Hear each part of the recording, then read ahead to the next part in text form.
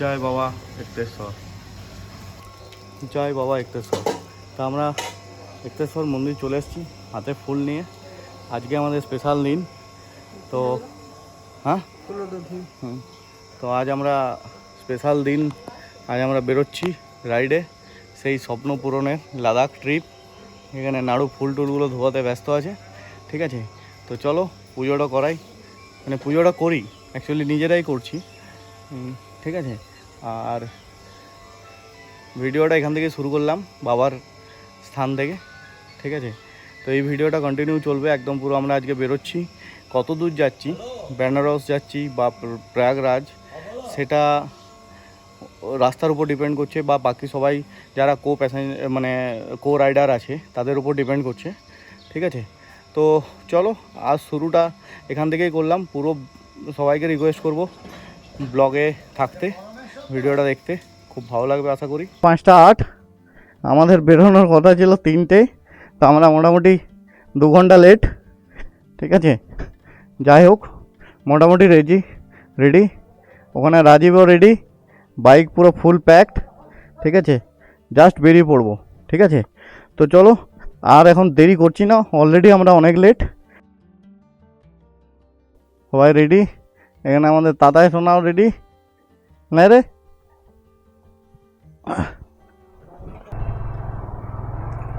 ডান দিকে হালকা হালকা সূর্য উঠছে, আর তার সাথে প্রাণের শহর বাঁকুড়া থেকে জার্নি শুরু করলাম। জয় বাবা ভোলেনাথ, জয় বাবা একতেশ্বরের নাম নিয়ে হালকা হালকা সূর্য সানরাইজের মৌসুমে বেরিয়ে পড়লাম।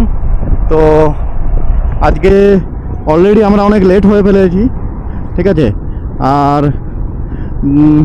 বুঝতে পারছি না, কারণ ওরা 3জনে আমাদের জন্য অনেকক্ষণ ধরে ওয়েট করে আছে।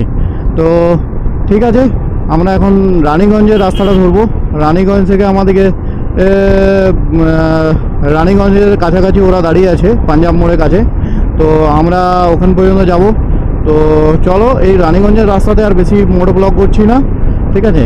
তো চলো রানীগঞ্জ পৌঁছাই, তোমার সাথে দেখা হোক, তারপর জিটিতে গিয়ে দেখা হচ্ছে বা মোটো ব্লগে কথা হচ্ছে, ঠিক আছে।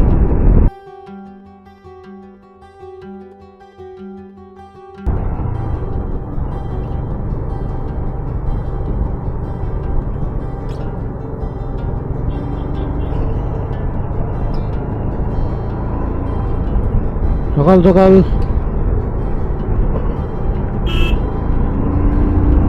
সকাল একটা ছোট্ট ইনসিডেন্ট ঘটলো।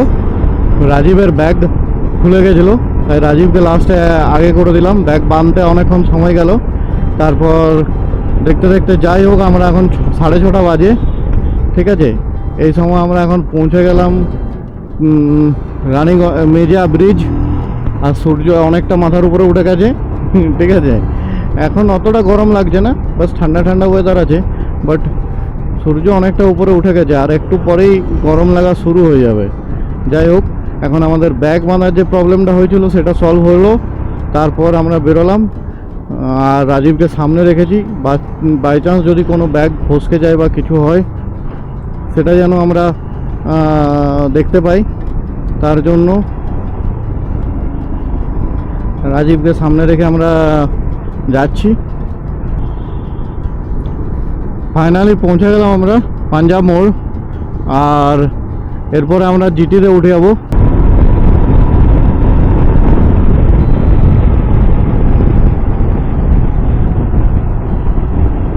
একটা লেটেস্ট আপডেট দিয়ে দিই, আসানসোলের এখানে যে ফ্লাইওভারটা অনেকদিন ধরে কাজ চলছিল, ফ্লাইওভারটা ওপেন হয়ে গেছে।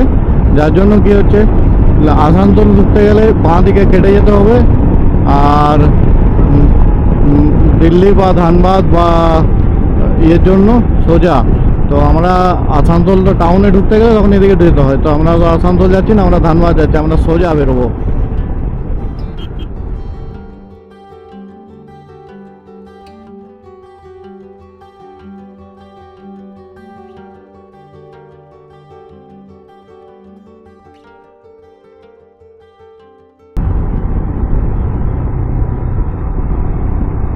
আমরা বরাগড় নদী ক্রস করছি। এটা সামনে ওখানে মাইথন ড্যাম, দূরে দেখা যাচ্ছে মাইথন ড্যাম, আর বরাগড় নদী এদিকে চলে যাচ্ছে। তো এইটা ক্রস করলে এদিকে ছিল আমাদের ওয়েস্ট বেঙ্গল, আর এই পাশটা পড়ে যাচ্ছে আমাদের ঝাড়খণ্ড। ঠিক আছে,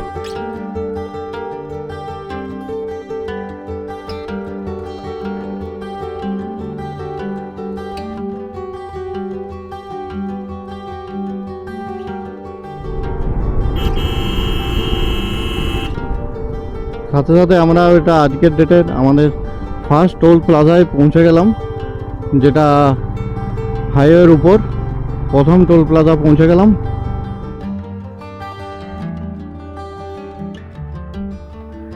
ফুল করে দিয়েছে এখানে 98 টাকা রেট। ঠিক আছে,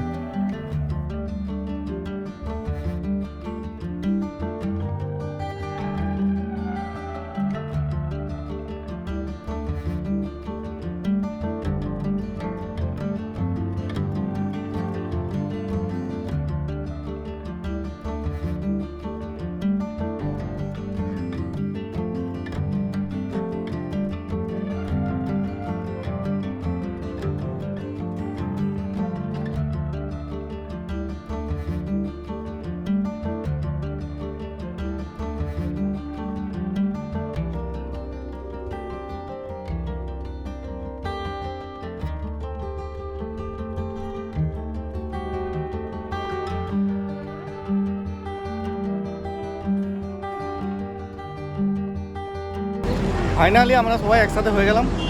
ঠিক আছে, এখানে জ্যোতির গাড়ি, তারপরে জ্যোতির হিমালয়ান, তারপরে আমাদের মৈনাকের অ্যাডভেঞ্চার 350, ওখানে আমার গাড়ি দাঁড়িয়ে আছে।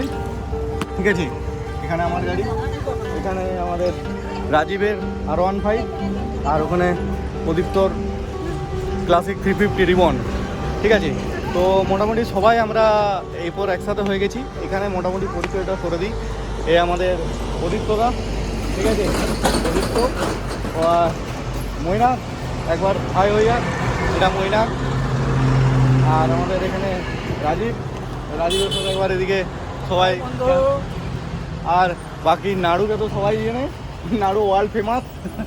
আর আমাদের এখানে জ্যোতি আবার ক্যামেরায় হাই করে দাও, হাই।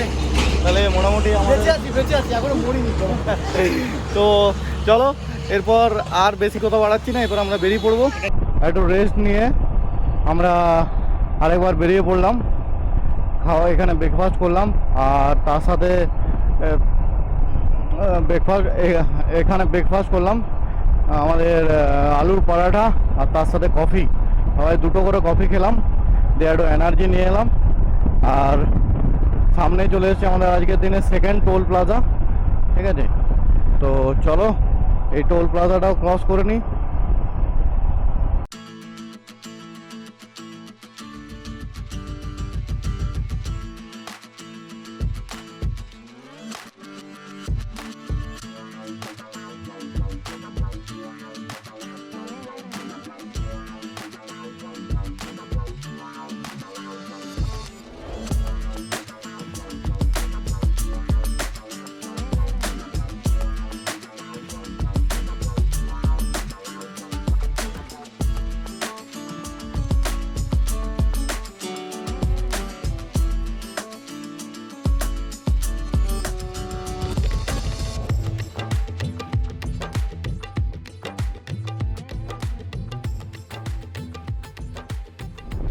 চলে এলাম আমরা চম্পারণের জঙ্গল।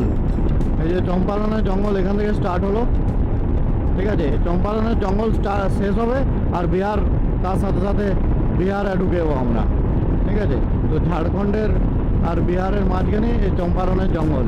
আমরা এখন কিছুটা রাস্তা চম্পারণের জঙ্গলের মধ্যে দিয়ে যাচ্ছি।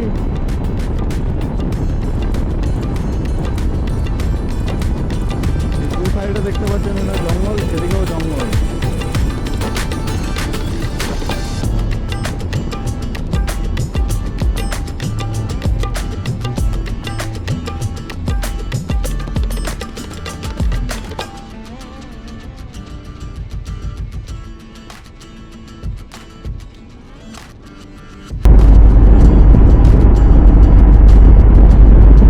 চম্পারণের জঙ্গল শেষ হতে চলেছে।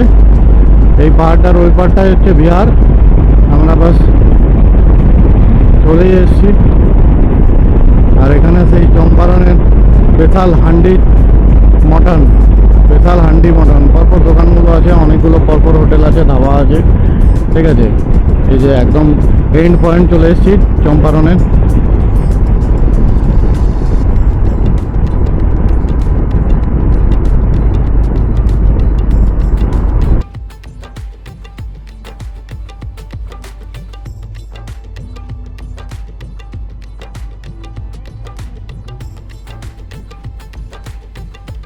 আমরা ঝাড়খণ্ড ছেড়ে বিহার ঢুকে গেলাম। এদিকে চম্পারণ টাউনটার জন্য এইদিকে 21 কিলোমিটার, আর ঔরঙ্গাবাদ 121 কিলোমিটার। তো চেষ্টা করবো আমরা ঔরঙ্গাবাদে হল্ট করার। আর সামনে সবাই আমাদের পুরো টিম আবার বেরিয়ে পড়েছে একসাথে, ঠিক আছে। তো ঠিকই আছে, চলো পুরো টিম একসাথে, বেশ সুন্দর লাগছে দেখতে।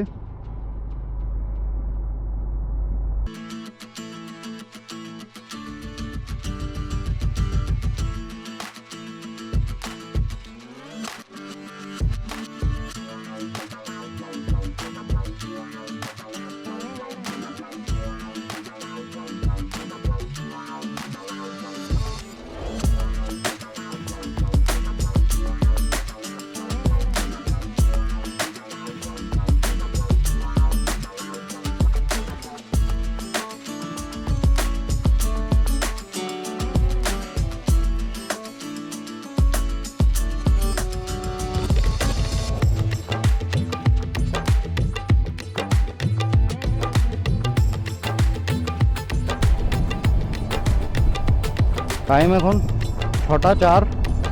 আমরা একটু লাঞ্চ করে সবাই একটু রেস্ট নিয়ে নিলাম। আর তারপরে রাজীবের ব্যাগের একটু প্রবলেম হয়েছিল স্যাডেল সেটাতে, বানাবানিগুলো খুলে গেছিলো আর লুজও হয়ে গেছিলো। তার জন্য ওগুলো সবকে আবার ভালো করে বেঁধে নিলাম।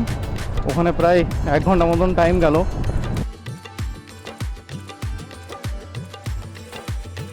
থাম্বনেলের জন্য ফটোটা তুলে তারপর আবার আমরা বেরিয়ে পড়লাম। তো আমাদের আজকের এখন ডেস্টিনেশন প্রয়াগরাজ, কারণ এখন আমাদের এনার্জি সবার মোটামুটি ফুল, আর সেরকমভাবে কারোর অসুবিধাও হচ্ছে না, সবাই একটু করে রেস্ট পেয়ে গেছে। কারণ সবারই কালকে রাতে অনেকক্ষণে জার্নি ছিল, অনেকক্ষণ ধরে জার্নি করছে। কেউ 12টায় বেরিয়েছে, যেমন প্রদীপ্ত দাদা 11:30টায় বেরিয়েছে, প্রদীপ্ত আর মৈনাক। ওরা যেহেতু প্রদীপ্ত দা আসছে হাওড়া থেকে আর মৈনাক আসছে মধ্যমগ্রাম থেকে, তো তার জন্য ওদের একটু বেশি টাইম লেগেছে। তো ওরা অনেক রাত আগে বেরিয়েছে, জোতে বেরিয়েছে অ্যাপ্রক্স 12টা করে, ঠিক আছে। তারপর আমাদের জন্য একটু লেট হয়েছিল, কারণ আমাদের লেট হয়ে গেছিলো বেরোতে। তো এইসব ঘটনার পরে সবাই একটু টায়ার্ড ছিলাম, সবারই একটু চোখ লেগে যাচ্ছিলো। তাই আমরা ওখানে গিয়ে হোটেলে খাওয়া দাওয়া করে, বেশ সুন্দর হোটেলটা, আর হোটেলটা বেশ ভালো, মানে খাওয়া দাওয়ার ইয়েও খুব সুন্দর, মানে খাবার দাবারের কোয়ালিটি খুব ভালো। তো খাওয়া দাওয়া করে আবার বেরিয়ে পড়লাম। এখন সামনে পুরো মুখের সামনে সূর্য, আর খুব সুন্দর একটা সানসেট হবে কিছুক্ষণের মধ্যেই। তবে ফগি ওয়েদার আছে, কারণ হিউমিডিটি অনেক বেশি আছে, গরম লাগছে প্রচুর, আর হিটও প্রচুর, ঠিক আছে। এখন গাড়িতে দেখাচ্ছে 45 ডিগ্রি টেম্পারেচার। তো মোস্ট প্রবাবলি 39 বা 40-এর কাছাকাছি টেম্পারেচার আছে এখন, ঠিক আছে। তো চলো আবার এখন কীরকম কী রাস্তার কন্ডিশন। বিহারের রাস্তার কন্ডিশন একটু মোটামুটি আগের থেকে একটু ভালো হয়েছে। আমরা এখন যে নদীটা ক্রস করছি এটা ফাল্গু নদী, তো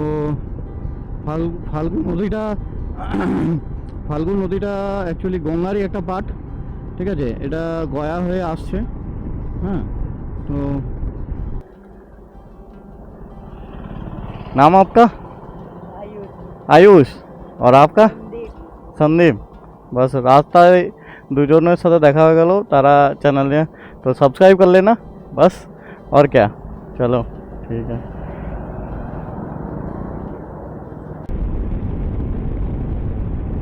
টাইম এখন 6টা 48। তো খুব সুন্দর পাহাড়, আর তার সাথে সানসেট। সূর্য অলরেডি অস্ত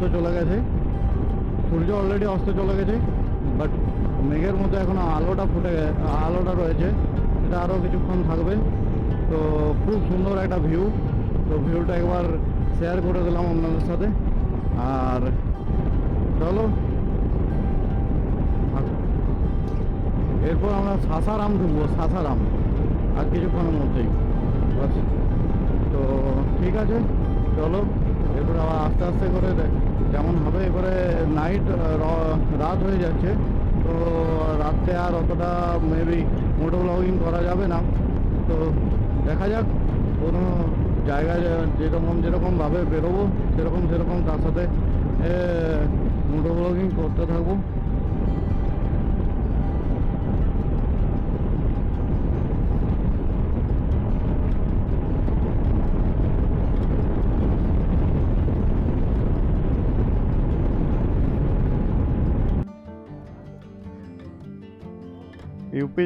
ইউপি ঢুকবার কিছুটা আগেই আমরা এরকম একটা চায়ের দোকান দেখে সবাই দাঁড়ালাম। সবাই এখানে একটু গাড়িগুলো স্টে করে একটু ঠান্ডা হতে দেবো, আর একটু চাটা খাবে। আমরা একটু কফির ব্যবস্থা করি যদি পাই। ঠিক আছে, চলো। টাইম এখন 8:30, 8:31। আমরা হালকা করে চা ব্রেক কমপ্লিট করে এরপর আরেকবার বেরিয়ে পড়লাম। আর আমাদের ডিসাইড হলো বেনারস যাওয়ার পর্যন্ত, বেনারস বা তার আগে, মানে যেখানে আমরা জাম পাবো সেখানে আজকে হোল্ড হয়ে যাব। কারণ বাকি যারা আছে প্রদীপ্ত বা মৈনাক, এরা অনেক দূর থেকে আসছে, তো আর এদের প্রায় 24 ঘন্টার কাছাকাছি জার্নি করছে, প্রায় 24 ঘন্টা, 18 ঘন্টা 17 ঘন্টা এরকম কিছু রাইড করছে। তো ওদের একটু অসুবিধা হচ্ছে। তো কারোর তো অসুবিধা করে লাভ নেই, আমাদের 2-4 দিন এক্সট্রা হলেও কোনো প্রবলেম নেই, কারণ আমরা বাইক নিয়ে বেরিয়েছি। তাই আমরা ডিসাইড করলাম যে আমরা হয় মোগলসরাই বা সাসারাম পেরিয়ে কোথাও যদি থাকে সেরকম জায়গায় আমরা স্টে করব, ভালো হোটেল দেখে, যেখানে আমাদের পার্কিংয়ে বাইক ঢুকে যাবে, আমরা কিছু খুলবো না। কাল মর্নিংয়ে আবার সেট করে বেরিয়ে যাব, একদম মর্নিং ভোর টাইমে। তখন কী হবে, জামটাও আমরা পাবো না, আর সকাল জার্নিটা করতেও ভালো লাগবে। কারণ এখন যে হিটটা, এই জাস্ট একটু হিটটা কমলো, কিন্তু তাও নিজের থেকে হিট অনেকটাই উঠে আসছে। ঠিক আছে, তো ওই হিটটাকে আমরা অ্যাভয়েড করার জন্য আমরা ডিসাইড করলাম যে রাত্রে কোথাও থেকে যাই, কারণ একটু ঘুমেরও প্রয়োজন আছে সবারই। ঠিক আছে, ওই দুপুরবেলায় যতটুকু ঘুম হয়েছে ওটা ঘুমের মধ্যেই পড়ে না, কারণ একবার করে এসি বন্ধ হচ্ছিলো, চালু হচ্ছিলো। ঠিক আছে, গরম লাগছিল, আর সবাই সোফাতেই বসেছিলাম, মানে কেউ বিছানা পাইনি। তো আমাদের একটা বিছানার প্রয়োজন আছে এবারে একটু লম্বা হওয়ার জন্য। ঠিক আছে, চলো, রাস্তায় দেখা যাচ্ছে। আর এর থেকে বেশি আর কিছু বলছি না, এখন কি হচ্ছে তারপরে ডিসাইড হবে। ঠিক আছে।